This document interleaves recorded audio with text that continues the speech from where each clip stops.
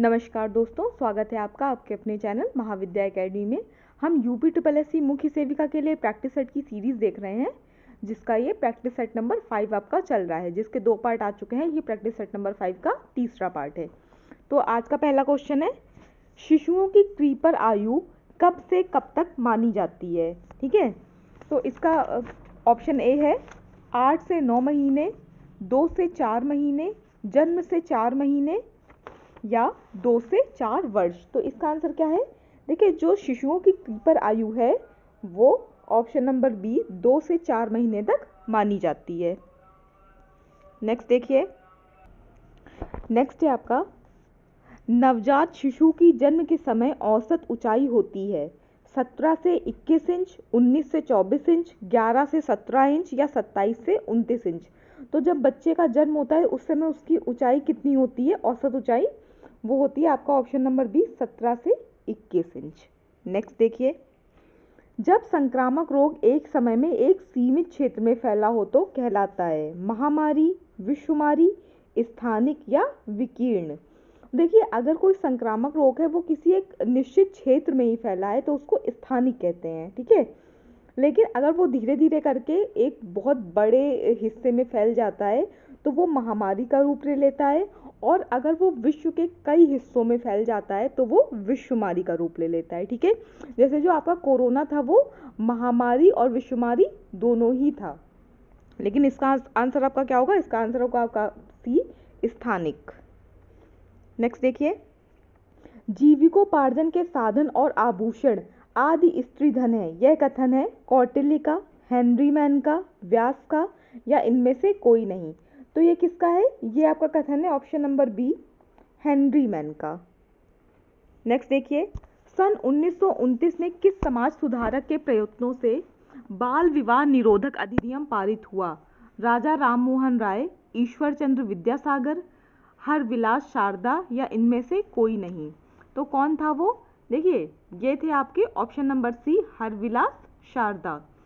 देखिए, ये जो आपका बाल विवाह निरोधक अधिनियम है, ये आपको याद रखना है कि आया कब था। देखिए, 28 सितंबर जो 1929 को imperial legislative council of India में ये पारित हुआ था।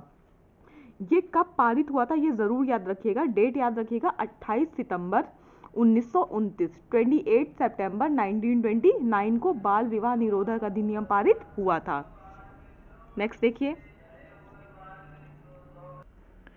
नेक्स्ट क्वेश्चन है आपका, भारत में दहेज विरोधक कानून कब लागू हुआ? 1955 में, 1961 में, 1957 में या 1959 में? तो ये कब लागू हुआ था? ये आपका लागू हुआ था ऑप्शन नंबर बी, 1961 में। ठीक है, देखिए इसके शॉर्ट नोट्स छोटे छोटे आप बताते जाइएगा।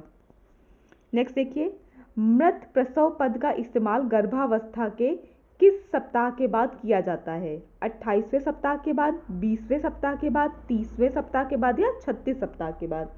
तो ये कब किया जाता है? ये आपका किया जाता है ऑप्शन नंबर ए, 28 सप्ताह के बाद। नेक्स्ट देखिए, प्रसव का कौन सा चरण गर्भाशय ग्रीवा के पूर्ण फैलाव से शुरू होता है तथा बर्थ कैनाल से भ्रूण निष्कासन के साथ समाप्त होता है? कौन सा होता है ये आपका?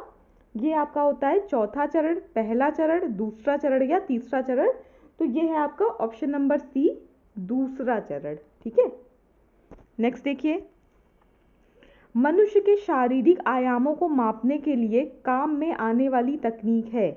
आपसे पूछा है जो मनुष्य के शारीरिक आयाम है उनको मापने के लिए जो तकनीक होती है उसका क्या नाम है? एंथ्रोपोमीट्री, मानवमितीय, क्लिनिकल नैदानिक विधि, जैव रासायनिक बायोकेमिकल विधि, आहारीय सर्वेक्षण विधि। तो ये कौन सी है? ये है आपकी ऑप्शन नंबर ए, एंथ्रोपोमीट्री। नेक्स्ट देखिए,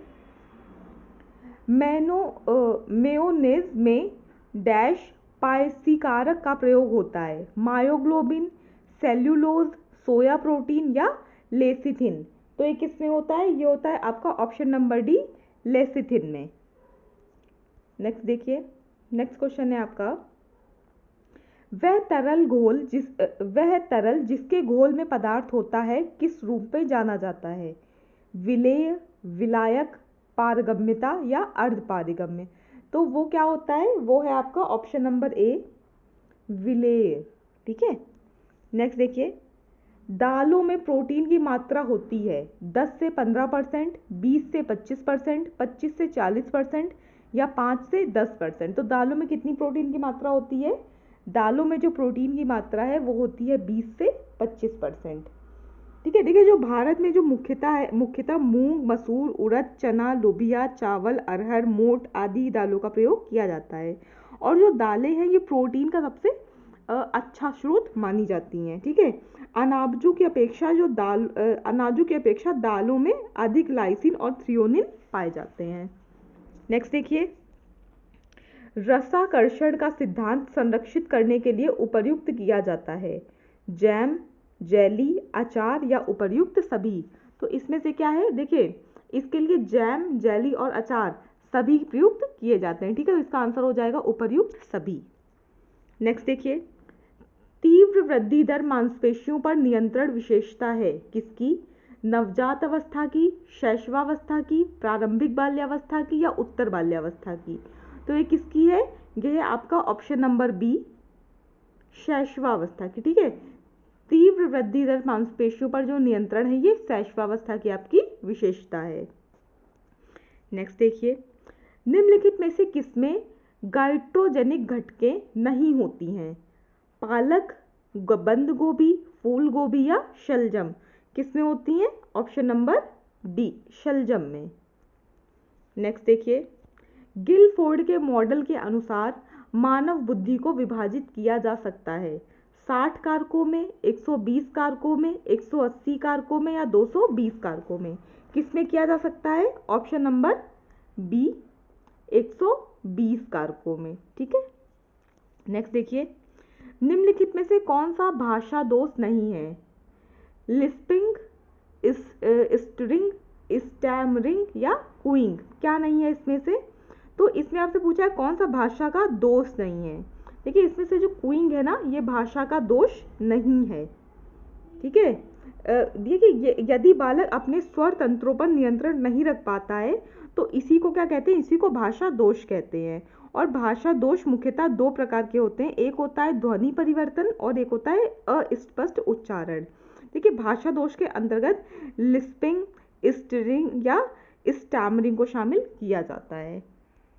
नेक्स्ट देखिए, ज़्यादातर बच्चे कौन सी उम्र में 2 शब्दों के वाक्य बोलना शुरू कर देते हैं? 6 से 12 महीने में, 12 से 15 महीने में, 15 से 18 महीने में या 18 से 24 महीने में। तो ये कब कर देते हैं? ये कर देते हैं आपका ऑप्शन नंबर डी, 18 से 24 महीने में, ठीक है। नेक्स्ट देखिए, विकास के सभी क्षेत्र होते हैं एक दूसरे से संबंधित, एक दूसरे पर निर्भर, वातावरण से प्रभावित या आनुवंशिकता से प्रभावित।